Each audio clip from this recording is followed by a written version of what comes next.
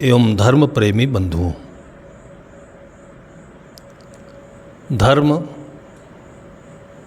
ईश्वर, अध्यात्म, भक्ति जो जीवन के कल्याण संबंधी साधन है और इस साधन के बीच में जो इस प्रकार के अनेक शब्द प्रयोग में लाए जाते हैं, इन शब्दों के पीछे हम टकराव नहीं पैदा करें, शब्दों को खोलें और तब हमें सारे अर्थ इसी में समझ में आ जाएंगे। बहुत कुछ समय हमारा सार्थक होगा और सबसे बड़ी सार्थकता है कि हमारी चित्त की स्थिति सुंदर होगी। चित्त की स्थिति सुंदर होगी तो हमारा कल्याण होगा और उसी के बीच में जीवन के सत्य का साक्षात्कार होगा। अहम शब्द है, ये जीवन का बहुत खतरनाक शब्द है। अहम क्या है? एक नोक है, एक बाण है, कांटा। कांटा भी हमारा उतना नुकसान नहीं करता है जितना हमारा ये अहम करता है। कांटा प्रकृति की चीज़ है, कहीं न कहीं परिस्थिति बस वो बन गया होगा। जहाँ पर रेगिस्तान होता है, पानी का अभाव है, धूप अधिक होती है, ऐसी जगहों पर फूल कम होते हैं, छोटे होते हैं और अनेक कारणों से जो प्रकृति का रहस्य है उसको हम पूरा परिभाषित नहीं कर सकते हैं, लेकिन वहाँ कांटे अधिक होते हैं।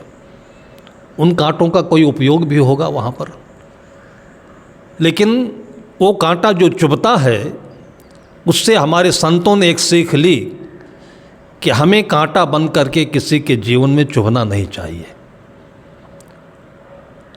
और वो तो केवल एक तरफ का कांटा है, लेकिन जो अहंकार है हमारा, ये दो धारी तलवार, दो तरफ का कांटा है। बाहर बढ़े तो दूसरों को चुभे, भीतर आए तो अपने को चुभे। ये अहम दो तरफ का कांटा है ये। और इसलिए भगवान बुद्ध ने इस अहम से मुक्त होने के लिए जिस शब्द का प्रयोग किया है, उस शब्द का उन्होंने नाम दिया है निर्वाण।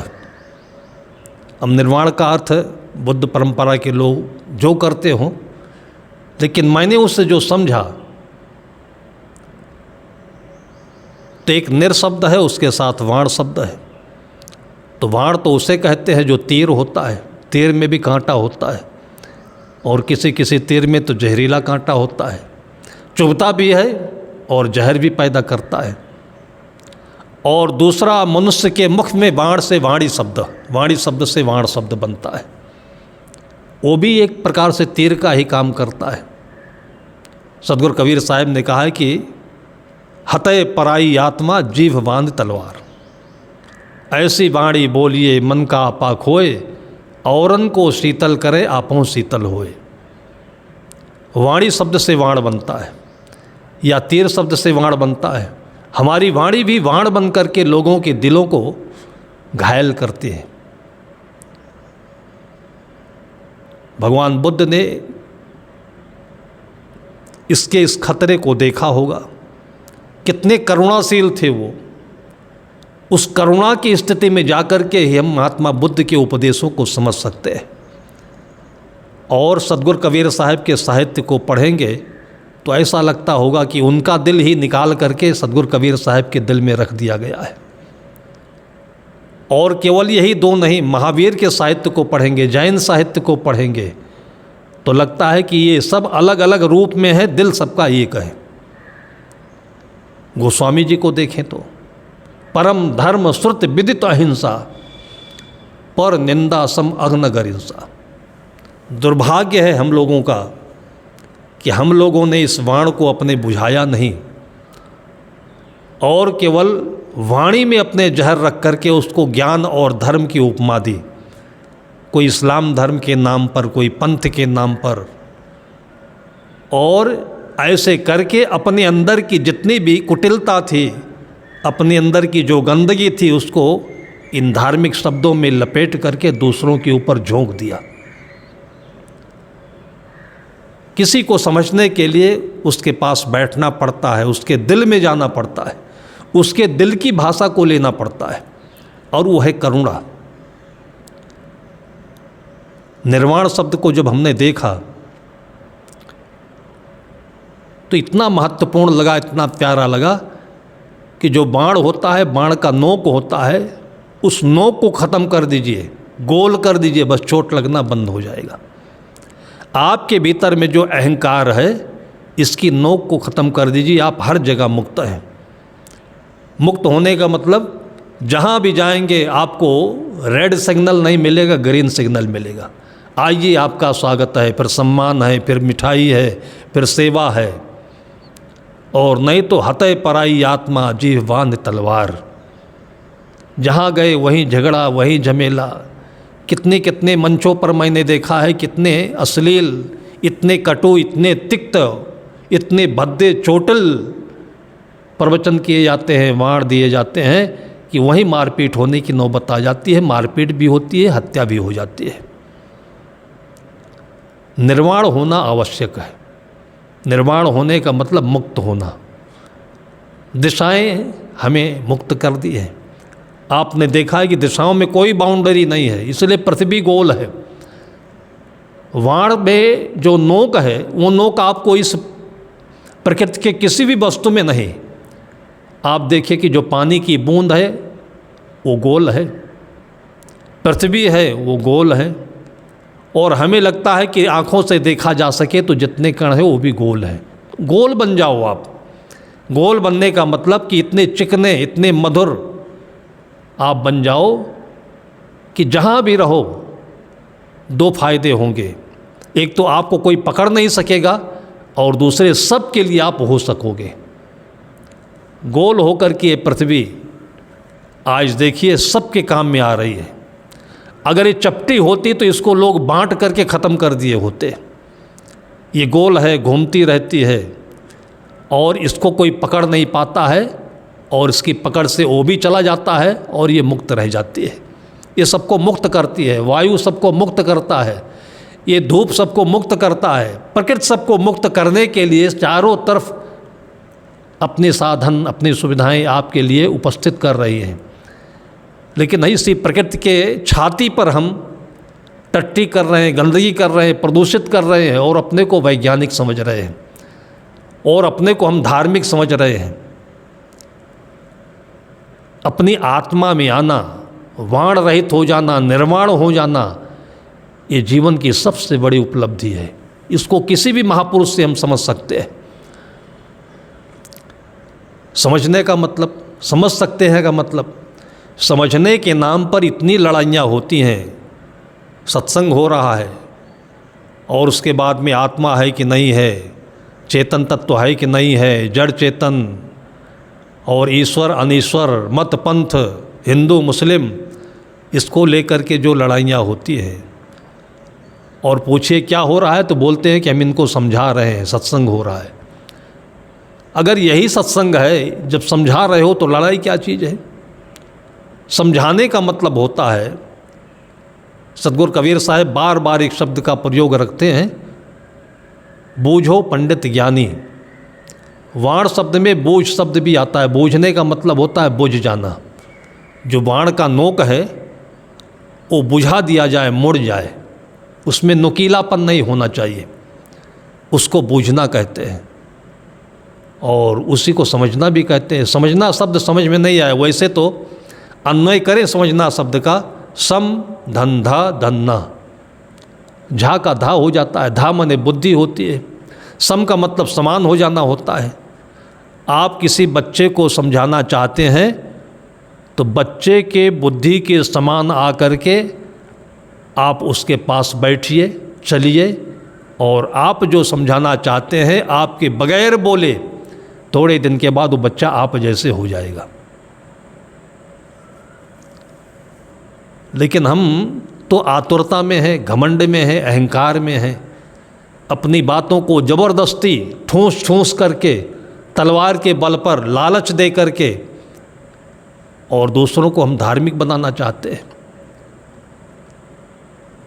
पता नहीं कैसे इतना उदार हृदय रहा होगा भारतीय संस्कृति में कि एक तो भारतीय संस्कृति में कोई एक धर्म का नाम नहीं दिया गया, धर्म का कोई एक ठेकेदार नहीं बना, कोई एक व्यक्ति नहीं बना। ये धर्म तो सामूहिक चीज़ है, जैसे पृथ्वी जल अग्नि और वायु ये जो प्रकृति है सामूहिक है, ऐसे इन सब को मिला करके धर्म बनता है। धर्म किसी व्यक्ति के देन नहीं है, धर्म स्वाभाविक है, व्यक्ति से परे है, उससे अलग है। इसलिए एक शब्द आता है वेदों में या वेदों के लिए अपौरुषेय, पौरुष और उसमें आ शब्द लगा देते हैं, पौरुष शब्द बनता है पुरुष से। पुरुष मर्द को कहते हैं। मर्द के अंदर में एक इच्छा होती है, एक अपना टारगेट होता है, इसलिए उसको व्यक्ति भी कहते हैं। जो अपने टारगेट को व्यक्त कर सके उसको व्यक्ति कहते हैं, पर्सन कहते हैं। लेकिन जो व्यक्ति नहीं है, अव्यक्त है, जिसके पास कोई अपनी इच्छा नहीं है, जिसके पास कोई टारगेट नहीं है, जिसका सब कुछ अपना है और वो स्वयं सब कुछ है, उसका नाम है अपौरुषेय। तो वेद कोई किताब नहीं है, वेद अपौरुषीय है कि किसी एक व्यक्ति की आवाज़ नहीं है, सबकी आवाज़ है, इसलिए उसको पुरुष से ऊपर का कहा गया। ये शब्द बड़ा व्यापक है, लेकिन उसको भी आज हम लोगों ने हिंदू साथ के जोड़ करके, और स्वाभाविक है कि कुछ न कुछ नाम सबका पढ़ ही जाता है, और हमने कह दिया कि ये संप्रदाय का विशेष ग्रंथ है। गीता को एक संप्रदाय का विशेष ग्रंथ कह दिया। इतना सुंदर मनोविज्ञान, जो युद्ध के मैदान में, युद्ध कहाँ का? अपने अंदर के द्वंद्व का युद्ध, जिसमें एक तरफ हमारी मलिन वासनाएं हैं, हमारे नेगेटिव थिंकिंग है, दूसरी तरफ पॉजिटिव है। हम ही अपनी बातों में लड़ते रहते हैं। उस अपने अंदर के द्वंद्व से कैसे ऊपर उठे, अपनी एंजाइटी से, अपने अंदर के मन की बेचैनी से कैसे ऊपर उठे, उसका नाम गीता है। गाते रहिए, आप उठ जाएंगे ऊपर। जो गाने योग्य हो उसका नाम गीता, और उसको भी हम लोगों ने संप्रदाय बोल दिया। सदगुरु कबीर साहब कहते हैं कि गुणिया तो गुण ही गाए, निर्गुणिया गुण ही गिनाए। उसको हम लोगों ने कह दिया कि एक समुदाय विशेष का एक ग्रंथ है। लेकिन जो समझदार लोग होते हैं वो सार को गह रहे, थोथा दिए उड़ाए। तो समझना शब्द का अर्थ मुझे ध्यान में आया जब इंग्लिश का ट्रांसलेशन मैंने देखा, तो समझना का ट्रांसलेशन होता है अंडरस्टैंडिंग, अंडरस्टैंड होना। इसका मैंने अन्वय किया तो अंडर और स्टैंड ये दो शब्द सामने आते हैं। अंडर माने अंदर होता है और स्टैंड का मतलब होता है रुक जाना। जैसे बस स्टैंड जहाँ पर बस खड़ी होती है, अंडरस्टैंड अपने अंदर में कहाँ रुक जाना, जहाँ पर जगह हो उसे आत्मा कहते हैं। आत्मा में रुक जाने को समझना कहते हैं। अब ये दूर दूर तक वहाँ नहीं है जहाँ पर हम लोग आपस में सत्संग के नाम पर शास्त्रार्थ करते रहे और लड़ रहे हैं, और फिर भी हम अपने को शास्त्री कहते हैं, आचार्य कहते हैं, मौलवी कहते हैं। जबरदस्ती तीर के बल पर, कमान के बल पर लालच दे करके धर्म परिवर्तन कर रहे हैं। धर्म कहीं बदला जा सकता है, धर्म बदलने की चीज़ है। माँ का धर्म बदला जा सकता है, बहन का धर्म बदला जा सकता है, पिता का धर्म बदला जा सकता है, ये पानी का धर्म बदला जा सकता है। इतनी मूर्खता छाई हुई है, और ये किस कारण से? अहंकार के कारण से। अपनी नोक के बल पर सबको ले चलने की इच्छा रखना। कितनी सहज होकर के, कितने सरल होकर के। बुद्धि तो तेज उनकी भी रही होगी जिसको हम कबीर कहते हैं, उनके साहित्य से, उनके काव्यों से पता चलता है। लेकिन उन्होंने कहा कि आपा तजय। आपा का मतलब कि आई एम होल सोल, केवल मैं ही हूँ, केवल मैं हूँ, ऐसा सोचना, इसको छोड़ देना। और क्या करे? हरि भजय।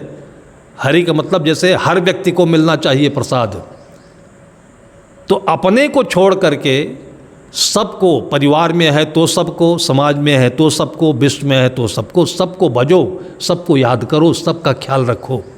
आपा तजय हरि भजय, नख सिख तजय विकार। और नख से लेकर सिख तक के जितने विकार हैं वो तज जाएंगे, छूट जाएंगे। कैसे क्रम से बोलते हैं कि जो आपा को छोड़ देगा, केवल अपना अहंकार रखता है जो व्यक्ति, इससे अलग होगा तो सबको भजने लगेगा, सबका ख्याल करने लगेगा। और जो सबका ख्याल करने लगेगा उसके नख से सिक के जितने विकार हैं मन और तन के, ये अपने आप सब गलकर बह जाएंगे। सबके प्रति करुणा होगी, दया होगी, सम मेल मिलाप होगा और सब जीवन से निर्भय रहे। ऐसा ही व्यक्ति सबसे निर्भय रह सकता है और यही साधु मत का सार है। साधु चाहे वो क्रिश्चियन हो, चाहे वो मौलवी हो, चाहे वो संत हिंदू समाज का हो, साधु का मतलब जो सरल हृदय का व्यक्ति होता है वो साधु है। तो ऐसी जगह पर हम लोगों ने इन शब्दों की गहराई में न जा करके इन शब्दों में टकराव पैदा किया, आज भी टकरा रहे हैं। अहंकार को हम लोग, जिससे हमें भीतर तकलीफ होती है, बाहर तकलीफ देते हैं। इस अहंकार का याद करते ही, इस पर आते ही मन में तनाव पैदा हो जाता है। जैसे मैं यह काम करूँगा, चलिए करिए, मैं कैसे करूँगा, मेरे साथ में मेरा शरीर है और शरीर काम ना दे तो मैं परीक्षा पास कर लूँगा। और एग्ज़ाम रूम में जाते जाते, पेपर हाथ में आते आते हमको वोमिट होने लगे, हमको चक्कर आ जाए, हमको कोई तकलीफ़ हो जाए, तब कैसे होगा? ये शरीर हमारा बनाया हुआ तो है नहीं। तो हम और अहंकार और मैं किसे कह रहे हैं? ये चारों पांचों तत्वों का है। उनके समन्वय से, उनके समान अनुपात से, उनके सहयोग से, और इसी को कहते हैं उनकी कृपा से ये शरीर सही रहेगा तो फिर सब कुछ सही होगा, तो कर दिया जाएगा। जो समझदार लोग हैं वो कभी नहीं कहते मैं करूँगा, वो कहते हैं कि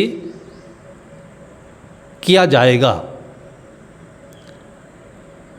वो विवाह करते हैं तो ये नहीं कहते कि मैं आज पत्नी लाया हूँ, उसको पत्नी नहीं, उसको लाया हूँ नहीं बोलते हैं, प्राप्त किया हूँ। इसलिए उसको पाणी ग्रहण भी कहा जाता है, इसलिए उसको विवाह भी किया जाता है, निर्वहन करने के लिए, एक साथ चलने के लिए, एक मित्र के रूप में, साथी के रूप में। कि पत्नी पति की कोई चीज़ नहीं है, पति पत्नी की कोई चीज़ नहीं है। जैसे हाथ में हम मोबाइल लेते, मेरा मोबाइल, अगर मोबाइल भी मेरे जैसे कोई होता तो बोलता कि मेरा आदमी, तो दोनों में टकराव होता। तो टकराव ऐसा नहीं होता तो वैसे होता है। मोबाइल भी अगर हम उसमें अपना व्यक्तिकरण आरोपित करें तो मोबाइल भी जब नखरे करता है, बिगड़ता है, तो कहता है कि मेरा आदमी, दौड़ो मेरे पीछे। तो जिसको भी मैं अपना मानते हैं, जिसको भी हम अपना मानते हैं, उसके ऊपर हम हावी हो जाते हैं, ये अहंकार है। जबकि हमें समझना चाहिए कि मोबाइल है, गाड़ी है, इसका फंक्शन है, इसका प्रोटोकॉल है, इसका एक गाइडलाइन है, उसको समझे, उसके अनुसार चलेंगे। मोबाइल हमारी अनुसार तो चलेगा कब? जब हम भी मोबाइल के अनुसार चलेंगे तब। तो फिर हमारा कहाँ रहा? हम उसके भी रहे। इसलिए हम दोनों का जो सह अस्तित्व है, हमारे ऋषि मुनियों ने सह अस्तित्ववाद कहा है कि सबका एक समान अस्तित्व है और सब सबके साथ चलें, और हम दंभ करते हैं कि हमारा सब कुछ है। ऐसा करते ही हमारे भीतर में एक तनाव पैदा होता है, और तनाव से फिर बुद्धि टेढ़ी मेढ़ी होती है, और फिर राइटिंग लिखेंगे तो भी टेढ़ा मेढ़ा होगा, खाएंगे तो भी टेढ़ा मेढ़ा होगा, सोएंगे तो वो भी टेढ़ा मेढ़ा होगा, सपने खराब आएंगे, बिजनेस करेंगे तो टेढ़ा मेढ़ा होगा, जो हमारा कस्टमर होगा वो रूठ कर भाग जाएगा। पूरी दुनिया में जहाँ भी हम जाएंगे अहंकार को लेकर के, तो टेढ़े मेढ़े ही होकर के चलेंगे और कहीं भी सफलता नहीं आएगी। हमारे पास हमारे गुरुदेव जी के साथ हम लोग रहते थे, तो मैंने देखा कि गुरुदेव जी को हम लोग स्नान करा रहे थे। उस समय बाथरूम का ज़माना नहीं था, कुएं के पास चौकी रख दिया और खुले में ही ऐसे पानी भर के रख दिया, और गुरुदेव जी स्नान करने लगे। फिर हम लोग पीठ मलने लगे, तो गांव के लोग उसी रास्ते से गुजरते खड़े होकर के देख रहे। ऐसी कोई देखने की चीज़ तो ये थी नहीं। अगर देखना ही है तो ये चीज़ देखना है कि ये शिष्य लोग अपने गुरु की इतनी अच्छी सेवा कर रहे हैं, इतने लगन से, प्रेम से, क्या कभी हमने भी अपने पिता के साथ ऐसा किया, अपनी माँ के साथ ऐसा किया? देखने की चीज़ तो ये थी। और ये देखते तो शायद आ करके कुछ नहीं तो एक बाल्टी पानी कुएं से भर देते, तो ऐसा तो कुछ दिखा नहीं उन्हें। खड़े रहे, दो चार हो गए। उसी बीच में एक लड़का आया और बाहें बटोर करके हाथ धोया और सीधे एक बाल्टी पानी भर करके फिर गुरुदेव जी की पीठ में हाथ लगाया, मलने लगा, पैर मलने लगा। अब उन लोगों के अंदर में मज़ा आया। ये कहाँ से आया? अहंकार से आया, अहंकार की नोक से आया। दूसरों को चुभाएंगे तो अच्छा लगेगा। ये अहंकार यही करता है। ये कभी भी बाहर की चीज़ अपने में आने नहीं देता है। वो तीर बनकर के सामने खड़ा रहता है, उसको चोहो देता है, वो अलग हो जाता है। ये कभी गुणग्राही नहीं बन सकता है, कभी भी दूसरों के गुणों को नहीं ले सकता है, दिखता ही नहीं है अहंकार को।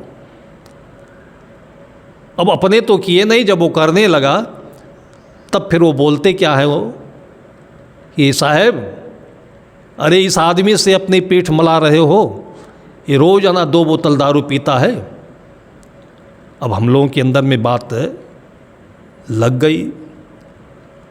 शायद हम लोग उतनी समझ पर नहीं पहुंचे रहे होंगे, लग इसलिए गई कि ऐसा कुटिल वचन नहीं बोलना चाहिए। लेकिन गुरुदेव तो महान होते हैं, जो महान होते हैं वही गुरु होते हैं, जो कहा जाता है। मैंने देखा कि गुरुदेव के चेहरे पर जरा सा भी कोई सिकन नहीं, और हम सोच रहे थे कि हम क्या उत्तर दे, बड़ों के सामने छोटे को बोलना उचित नहीं लगता है। लेकिन मुस्कुराते हुए, नाम भी उनका प्रेम था, सद्गुरु प्रेमदेव, और प्रेम ही देते रहते थे। उनके शरीर छूटने के बाद कितने लोगों ने चिट्ठी लिख करके हमारे पास भेजी कि मैं उस अमुक साल में गुरुदेव के दर्शन किया था, तब वो मंद मंद मुस्कुराते थे। तो मैंने देखा कि जो भी चिट्ठी लिखकर भेजता था तो यही उनकी पहचान बताता था, मुस्कुराते थे। यही संत की पहचान है, यही सज्जन की पहचान है। और ये फूल इसीलिए सबके प्यारे होते हैं, और इसी का नाम भगवान होता है या भगवान का प्रसाद होता है। ये मुस्कुराते हैं, इसी में आत्मा की तस्वीर दिखाई पड़ती है। मैंने देखा कि गुरुदेव मुस्कुराते हुए बोले कि देखो, ये लड़का दारू पीता है, लड़का नहीं है। उन लोगों ने इसलिए चढ़ा कर कहा, उसको भी चढ़ाया, गुरुदेव जी को भी चढ़ाया, कि वो लड़का गुरुदेव जी से दीक्षा लिया हुआ था, शिष्य था। गुरुदेव जी ने कहा कि देखो, तुम शिकायत करते हो कि ये दारू पीता है, ये मेरा बेटा भी है, मेरा मानस पुत्र है। तुम ये लोग सोच रहे हो कि दारू पीना शिकायत कर देंगे तो छोड़ देंगे। ये आदमी कभी भी दारू पीना छोड़ सकता है, लेकिन तुम लाख निंदा करो, बुराई करो, लेकिन मैं इसको नहीं छोड़ सकता। मुस्कुरा करके बोले, और इतना सुनते ही वो लोग शर्म से पानी पानी हो गए, फिर चले गए। कोई उत्तर नहीं, जो चाहते थे वो हुआ नहीं। अगर कोई बात बोलता है तो उसको आप पॉजिटिव होकर के सुनिए। अहंकार रहित होने में ये उसका लाभ है। जैसे कहते हैं सद्गुरुदेव कि हीरा परा बाजार में रहा छार लपटाए, केते मूरख पचमे कोई पारख लिया उठाए। तो जो ऐसे प्रकार से लोग बोलते हैं, कटु वचन, व्यंग वचन बोलते हैं, तो वो क्या है? वो छार है, वो कीचड़ है। उस कीचड़ में कोई न कोई सोने का टुकड़ा होगा, कोई गहना होगा, जो आपके चीज़ की लायक की चीज़ होगी। आप उसको उठा लीजिए और कचड़ा वहीं पड़ा रहने दीजिए। गुरुदेव जी ने जो कहा वो उनके भी योग्य था और हम लोगों के भी योग्य था। इसको हम काहे को छोड़ दें?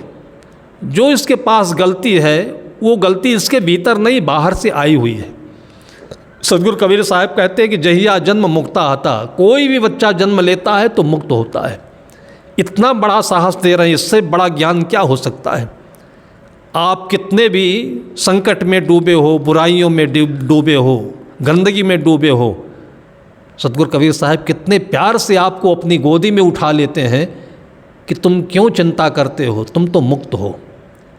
तुम वो दिन याद करो, इसमें इतनी जान है, इतना प्राण है कि आप देख लीजिए कोई लड़का कोई बहुत ज़्यादा ऐब कर रहा हो, बदमाशी कर रहा हो, डांटिए नहीं, अब आराम से प्यार भरी आँखों से देख करके बोलिए कि बेटा तू तो बड़ा अच्छा था, तेरे को तो लोग बहुत अच्छा अच्छा बोलते थे। इतना ही आप जैसे बोलेंगे वो इतना गल जाएगा, इतना विगलित हो जाएगा, और उसके बाद फिर वो याद करेगा कि मैं अच्छा था, आज क्या हो रहा है। बस वहीं से वो डाइवर्ट हो जाएगा, अपनी आत्मा की ओर हो जाएगा, और गलतियां बिना कुछ कहे, बिना चोट दिए अपने आप निकल जाएंगी। गुरुदेव जी की बात लगी उसको, और उसके बाद वो तो चला गया। हम लोग भी अपने दिनचर्या में लगे। शाम के समय जब वंदना होती है तो लोग प्रसाद लेकर आते हैं वंदना करने के लिए, और लड़का स्नान करके साफ कपड़े पहन करके, वो प्रसाद लेकर नहीं आया, वो 2 बोतल दारू ही लेकर आया। हम लोग भी चकित हुए कि अभी अभी दिन में लोग बता रहे थे ये दिन भर में 2 बोतल दारू पीता है, क्या सच में पीता है ये? और पीता है तो लेकर यहाँ क्यों आ गया? ये संसार रहस्यों से भरा हुआ है। इस रहस्य को आप जब उल्टा होकर देखेंगे, आपके अंदर नेगेटिविटी है, तो आप पॉजिटिव बनकर देखेंगे, तब होगा इसका सही अर्थ समझ में आएगा। दारू का बोतल लेकर के आया, लेकिन हम लोग कुछ बोले नहीं। और उसके बाद जब वंदना हो गई तो 2 कदम आगे बढ़ कर के और एकदम साष्टांग होकर के गुरुदेव जी के चरणों में गिरा और कहा कि आज पहली बार मुझे जो प्यार मिला है आपका नाम ही प्रेम है, कि मैं दारू पीने में बर्बाद हुआ। हमारा गांव का जो पड़ोस था, हमारे घर का जो पड़ोसी लोग थे, वो आज जा गए। हमारे घर के माता पिता भी हमको छोड़ने को तैयार हो गए। रोज़ भला बुरा कहते थे, लेकिन इसलिए कहते गुरु परमात्मा होता है। आपने भरी सभा के बीच में अपनी इज्जत का ख्याल नहीं किया, मेरी इज्जत बचाई। इस इज्जत से बड़ी चीज़ यह दारू का नशा नहीं है। जो आपको आपके जीवन से मुझे ये मिठास मिली, इससे स्वादिष्ट ये दारू नहीं है। दारू को बोतल को पटक दिया और वहीं उसने कसम खाई कि अब मैं दारू नहीं पीऊँगा, अब आपका ज्ञान ही पीता रहूँगा। जो परिवर्तन आया उसकी ज़िंदगी में, या जहाँ भी जाता है, लोग बारात में जाते हैं तो अंदाज़ा लगाए रहते हैं कितने किस्म की मिठाई बनी, कितना चाट बना हुआ है और कब ये स्टॉल खुलने जा रहा है, और खा करके चुपके से निकल जाते हैं। वो जाता सबसे पीछे है, और कोई मुश्किल से बहुत ज़्यादा रिक्वेस्ट करे तो भले खाए, और नहीं तो जो खा करके लोग गंदगी वहाँ पर फेंके होते हैं, उसी गंदगी को उठा करके साफ़ करता है और साफ़ होकर के चला जाता है। जो सबकी सफाई करता है वो अपने अंदर में साफ़ होता है, और जो अपने अंदर में साफ़ होता है वो सबकी सफाई करता है। और ये निर्वाण होना है, ये अहंकार रहित होना है, और अहंकार रहित होकर के ही हम किसी के अवगुणों को दूर कर सकते हैं। और नहीं तो ज्ञान के नाम पर ये अहंकार की तीर बना करके हम अपने मत पंथ को लेकर के लोगों की छाती में यही तीर मारा करते हैं। नाम बुद्ध का लेते हैं, महावीर का लेते हैं, मोहम्मद का लेते हैं, और ऐसे ऐसे पूर्वजों को हमने अपने कलंकित कर दिया है। आज अपने अहंकार को हम समझें, और हम एक व्यक्ति हैं, अपने पिता के लायक इंसान बने, लायक पुत्र बने। और एक लायक पुत्र का यही धर्म होता है कि स्वयं अच्छा बने, और एक अच्छा बन करके अपने पीढ़ी को अच्छा होने का रास्ता दे, और अपने पूर्वजों के ऊपर सिर पर एक फूल रख दे, ताज रख दे, जिससे कि लोग उसका नाम लेने लगें। और यही धर्म की सार्थकता है। आज इतना ही कह करके अपनी वाणी को विराम देता हूँ।